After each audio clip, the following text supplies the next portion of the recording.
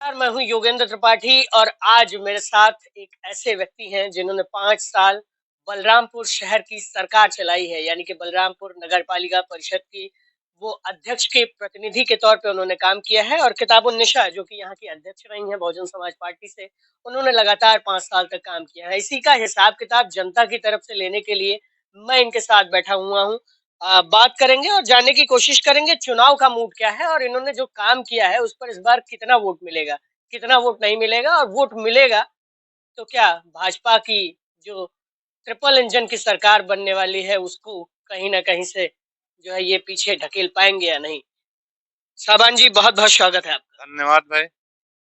क्या लगता है कितनी लड़ाई है? भाई लड़ाई किससे है? मैंने मैंने 5 साल जो है जनता की सेवा की है, जनता की बीच में हूँ। मेरी अपनी शहर की उपलब्धियां हैं, वो जनता देख रही है। लगता नहीं है भारतीय जनता पार्टी जो है लगातार मेहनत कर रही है, इसके साथ ही जो है समाजवादी पार्टी भी आपके साथ मैदान में है, कांग्रेस पार्टी भी मैदान में है, और जो निर्दलीय लोग होंगे, क्योंकि ये छोटा चुनाव मसलन माना जाता है लेकिन काम बड़ा होता है आप लोगों का, तो निर्दलियों की भी अपनी एक बिसात होती है शहर में। क्या लगता है कि 5 साल का काम वर्सेज तमाम लोग? देखिए, पहली बात तो 5 साल जनता ने हमको समय दिया चुनाव जिताने के बाद, लेकिन 5 साल हमको काम करने का मौका मिल नहीं पाया क्योंकि दैवीय आपदा, कोरोना काल, लॉकडाउन, इन सब समस्याओं को भी 5 साल हम लोगों ने झेला है और हमको मात्र 2 साल काम करने का अवसर प्राप्त हुआ है। बाकी 3 साल से तो हम कोरोना और दैवीय आपदा, बाढ़ और इन सब चीजों से हम लोग झेलते चले आए हैं। तो इस तरह से 2 साल का विकास आप देख लीजिए और पिछले 20 सालों का विकास आप देख तुलना कर लीजिए कि जो काम 2 सालों में हमने करके दिखा दिया, पिछले चेयरमैन जो भी रहे हों 20 सालों में उतना काम नहीं कर पाए जो काम मैंने 2 साल में करके दिखाया है। आपको क्या लगता है कि 2 साल का आप काम गिना रहे हैं, आपके पास आपने एक पंपलेट दिया है जिसमें जो है आप बता रहे हैं कि लगभग 50 बड़े काम हैं, जैसे तमाम तिराहों और चीजों का, सड़कों का निर्माण, इसके साथ ही तमाम नालों का निर्माण, तमाम चीजों का निर्माण, इस तरह से आपने दिखाया है। क्या लगता है ये 50 काम जो है, क्योंकि जो आपकी मुख्य विपक्षी पार्टी है, कल मेरी भारतीय जनता पार्टी के मीडिया प्रभारी से बातचीत हो रही थी, तो उन्होंने कहा कि आपने पिछले 5 साल काम नहीं किया और उसका नुकसान बलरामपुर की जनता को हुआ। देखिए ऐसा है, विपक्ष का काम है कहना। ये 50 काम तो केवल वो काम है जो काम आपको बड़े काम के तौर पे दिखाए गए हैं, वरना अगर इसकी बुक छपाई जाती तो शहर में 5,000 काम हुए हैं। 50 काम की तुलना, हमारे शहर के लोगों का सपना था कि हार्ड मिक्स की सड़कें कभी शहर में नहीं होती थी, एनएच या हाईवे पर ही हार्ड मिक्स की सड़कें बनाई जाती थी। मैंने, जनता ने मुझ पे विश्वास जताया, जनता को मैंने भरोसा दिलाया था कि मैं शहर को बेहतर बनाने का काम करूंगा और शहर में अच्छी सड़कों का निर्माण करूंगा। 2017 में जब जनता ने मुझे ये कुर्सी सौंपी, ये जिम्मेदारी सौंपी, उस समय शहर में एक भी सड़क चलने के लायक नहीं थी। एक भी सड़क ऐसी स्थिति पे नहीं थी कि जिसपे चला जा सके या उस सड़क का जो है निर्माण कराया जा सके। लेकिन 2017 के बाद जब काम शुरू हुआ और आप हॉस्पिटल रोड को देख सकते हैं, जो मात्र 3 मीटर, 3.5 मीटर की रोड बनी हुई थी पतली सी, उस रोड का 8 मीटर चौड़ीकरण कराकर 8 मीटर हार्ड मिक्स की सड़क बनाई और उसके बाद 4-4 मीटर साइड इंटरलॉकिंग कराकर नाली का निर्माण कराया। आप उस रोड को हॉस्पिटल चौराहे से लेकर सिटी पैलेस तक देख सकते हैं। आप डॉक्टर मजीद मोड़ से हार्ड मिक्स की चौड़ी सड़क, पहले 3 मीटर की सड़क बनी हुई थी, हम पहले 5 मीटर की चौड़ी सड़क उस पर बनाई। 2 किलोमीटर लंबी सड़क यहाँ से लेकर नहरबालागंज तक, उतरौला रोड मिलान तक आप देख सकते हैं कि 2 2 किलोमीटर हार्ड मिक्स की रोड बनाई गई। उसके बाद आप अंधियारी बाग कब्रिस्तान की तरफ चले आइए, वहां 4 समुदाय का शमशान है। एक तो मुस्लिम समाज का अंधियारी बाग कब्रिस्तान के नाम से जाना जाता है, उसी के सामने वाल्मीकि समाज का शमशान है। उससे थोड़ा आप आगे बढ़िए, वहाँ पंडा समाज का शमशान है। उससे थोड़ा आप और आगे बढ़िए तो घसियारा समाज का शमशान है। और हमने उस रोड को हार्ड मिक्स से 1 किलोमीटर लंबी रोड बनवा कर उस पर लाइटों की व्यवस्था कराई है, जो आप देख सकते हैं कि वो निर्माण, शहर के निर्माण का एक नमूना है। इसी तरह डिग्री कॉलेज के बगल से होते हुए आप जो है लाला बाबू कोठी तक चले जाइए, लगभग 1 किलोमीटर की हार्ड मिक्स की सड़क बनाई गई।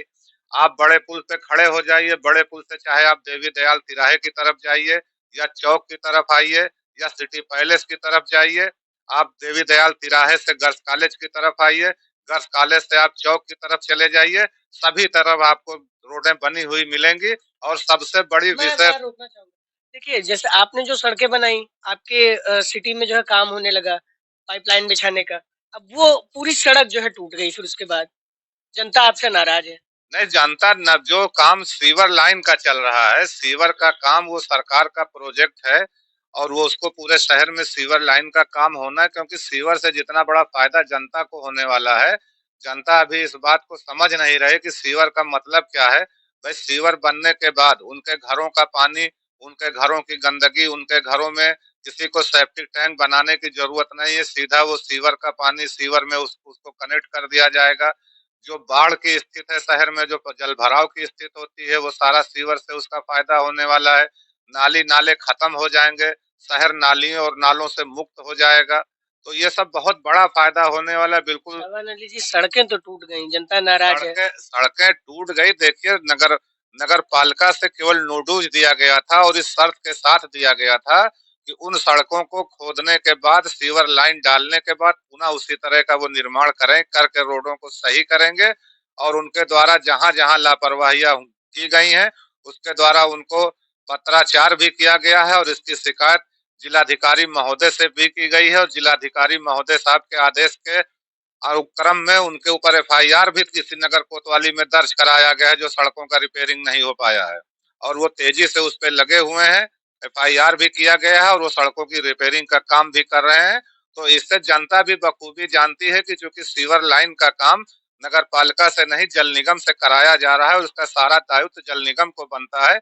इसलिए विपक्षियों के कहने से ये नहीं माना जा सकता कि जनता उसके लिए मुझसे नाराज है। नहीं, एक बात और कहा जा रहा है कि आप जो है बाढ़ के दौरान इतनी बड़ी भीषण आपदा आई, उसमें जो है आपकी टीम पूरी तरह से नाराज रही और तमाम चीजें जो जमीन पर होनी चाहिए थी वो नहीं हो पाई। अरे भैया, आप ये देखिए कि बाढ़ के समय पूरा दिन हम लोग लोअर टी शर्ट पहन के बाढ़ बांध जो कटने की स्थिति पे, आधा आधा जो बांध कट चुका था, नगर पालिका का पूरा संसाधन लेकर सुबह 6 बजे से हम लोग बांध को रोकने का काम किए हैं। पूरा दिन बांध की रिपेयरिंग करवाई है, पूरी रात वहां जनरेटर और लाइटें लगा के, मोरंग मंगवा के, बालू मंगवा के, बोरियों में भर भर के वहां उस बंधे को रोकने का काम किया गया है। और जहां जहां जल भराव था, जहां जहां की स्थिति खराब थी, आप अंधियारी बाग को ले लीजिए, कमर कमर तक पानी भरा हुआ था, वहां मैंने 8 दिन जो है ट्रैक्टर टाली की सुविधा लोगों को उपलब्ध करा दी थी, क्योंकि वहां जाने के लिए तमाम लोगों की मिट्टी और मैयत जानी थी। और वो गंदा पानी जो स्टोर था, उसमें 8 दिन हमने जो है ट्रैक्टर टाली का संसाधन व्यवस्था करा रखा था। सुबह 7 बजे से रात के 12 बजे तक वो ट्रैक्टर टाली चलाई जाती थी, जिससे लोगों के आवागमन में सुविधा होती थी। और जहां जहां जल भराव होता था, पूरा दिन घर पे लंच पैकेट बंटता था।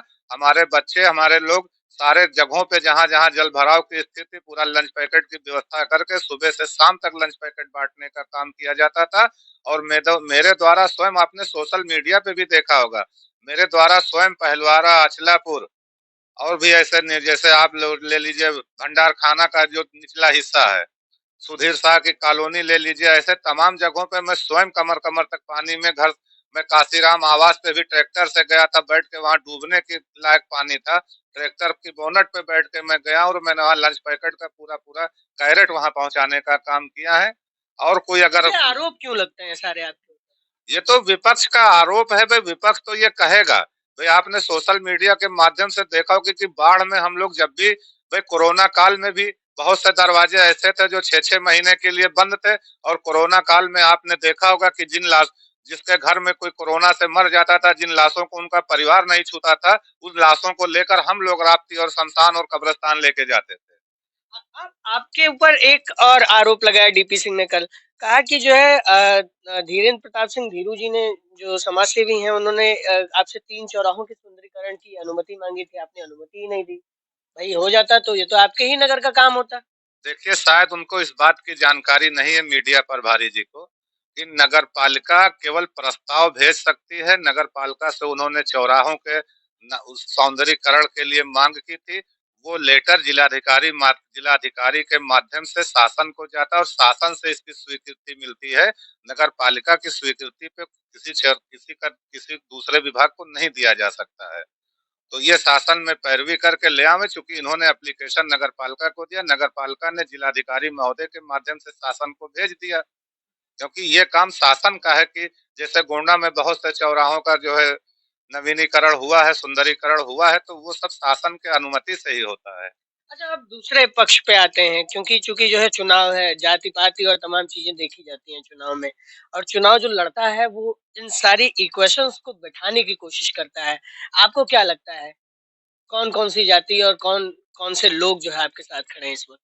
देखिए, हमारे साथ सभी जातियों के लोग लगे, सब साथ में चल रहे हैं, हमारे समर्थन में लोग लगे हुए हैं, क्योंकि हमने किसी जात या किसी धर्म विशेष का काम नहीं किया है। आपने देखा होगा कि चौराहे के हनुमान मंदिर पे भी मैंने काम करवाया, उसकी बाउंड्री वाल से लेकर इंटरलॉकिंग तक सारा काम करवाया गया, उसका सौंदर्यीकरण करवाया गया। रानी तालाब का चुंगी नाके से लेकर रानी तालाब तक जो है इंटरलॉकिंग करवाई गई। उसके बाद मंदिर के सौंदर्यीकरण के लिए जो उसके रोड को चौड़ीकरण किया गया, 30 मीटर चौड़ी रोड वहां मंदिर के सामने बनाई गई, अंदर सीढ़ियां बनाई गई, अंदर मिट्टी का भरान किया गया। तो ये नहीं है कि मैंने केवल मुसलमान होने के नाते मैंने एक समुदाय का काम किया है, मैंने हर समुदाय के लिए गुरुद्वारे में जहाँ जरूरत पड़ी है मैंने उनके लिए भी काम किया है। उनके सामने गुरुद्वारे की जितनी नालियां खुली हुई थी उन सब पे गुरुद्वारे के लोगों ने कहा, उस पर भी मैंने काम किया, मैंने पत्थर ढलवाने का काम किया। तो ये मैं किसी व्यक्ति विशेष या किसी धर्म विशेष या किसी जात विशेष के कारण नहीं। आपने जुलूसों में देखा होगा, मैं जुलूसों में किस तरह सतर्कता से मैं अपना काम अंजाम देता था। रात में 1 बजे से झाड़ू लग के सुबह तक, जब कोई ऐसा त्योहार आता था जिसको सुबह मनाया जाना है, या कोई ऐसा त्योहार जिसका जुलूस रात में निकलना है, आपने देखा होगा कि 1 बजे रात से शहर में सफाई व्यवस्था शुरू हो जाती थी, या रात में अगर व्यवस्था जुलूस निकलना है तो शाम को 6 बजे से वो व्यवस्था शुरू करके। तो मैंने सभी समुदाय के लोगों का काम किया है, इसलिए मुझे पूर्ण विश्वास है कि सारे समुदाय के लोग, सारे धर्म के लोग, सारे जात के लोग मेरे साथ जुड़े हुए हैं, क्योंकि जितना समय मैंने जनता को दिया है उतना समय शायद ही किसी नेता से किसी को मिला हो। आप आप एक बात और बताइए कि अभी आपके आगे पीछे जो लोग हैं, यानी कि जो आपके सामने खड़े होने वाले लोग हैं, उनमें से सबसे ज्यादा कंफर्मेशन किस पार्टी को आपको लगता है कि कौन सी पार्टी मुसीबत बन सकती है?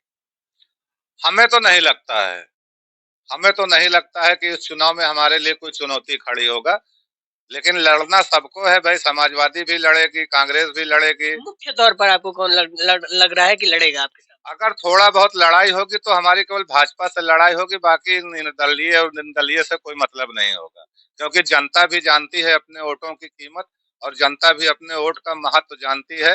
अब वो ऐसे व्यक्ति को अपना वोट देना चाहेगी जो जीतने के लायक हो। और 5 साल तो मैं जनता के बीच में रहा हूँ, 5 साल तो जनता ने मुझे आजमाया है, और मैं चलता हूँ, मुझे ऐसा कहीं कोई विरोध नहीं दिखता है। मैं 4-5 लोग, हम लोग जाते हैं किसी मोहल्ले में कन्वेंसिंग करने, और मोहल्ले के लोग जो जिस हालत में होते हैं उस हालत में निकल के साथ आ जाते हैं। 150-200-250 लोगों का काफिला बन जाता है उस मोहल्ले में। तो मैं ये कैसे मान लूं कि भाई हमसे जनता नाराज है। पार्टी पर आते हैं थोड़ा सा। आपकी पार्टी ने भी कल नया प्रदेश अध्यक्ष घोषित किया। क्या लगता है कि नए प्रदेश अध्यक्ष कुछ कमाल कर पाएंगे इस चुनाव में? भाई देखिए, पार्टी लेवल की बात तो अलग है, हर पार्टी चाहेगी कि हमारा प्रयास तो सफल हो। नया नेतृत्व मिला है तो कुछ तो जान आएगी फिर से, क्योंकि आपका कोर वोटर खिसक रहा है। जी, नहीं तो जो नेतृत्व मिला है तो उसमें सफलता उनको मिलेगी, पार्टी एक बार फिर अपने उसमें आ जाएगी। आपका कोर वोट खिसक रहा है, भारतीय जनता पार्टी उसे ले जा रही है, चुरा रही है, जो भी आप लोग कह लें अपनी भाषा में, लेकिन कोर वोट तो खिसक रहा है।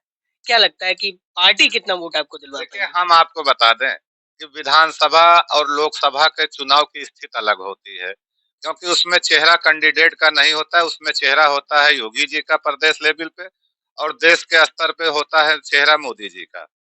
तो वो वोट जो है मोदी जी और योगी जी को जाता है, और ये नगर पालिका का चुनाव है, इसमें ना तो सरकार बननी है और न सरकार तो बिगड़नी है। आपकी पार्टी में मायावती जी का इतना बड़ा चेहरा है, कांशीराम जी का इतना बड़ा चेहरा है, भाई ये लोग तो चेहरे पे ही चुनाव लड़े हैं। देखिए, चेहरे पे चुनाव लड़ा जाता है, लेकिन यहाँ पार्टी सरकार नहीं बननी है इससे। यहाँ तो सेवक चुनना है, खादिम चुनना है। जनता जिसको बेहतर जाने समझती है उसको चुनेगी, और उसने जनता ने चुना है, आगे भी चुनेगी।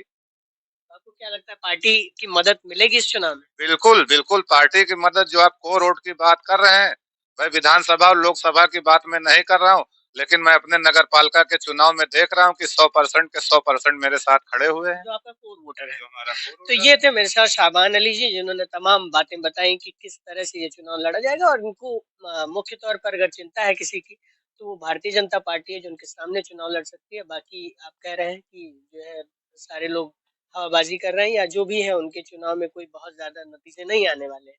अब देखना होगा कि कब चुनाव की जो है लिस्टिंग होती है और कब चुनाव जो है करवाया जाता है।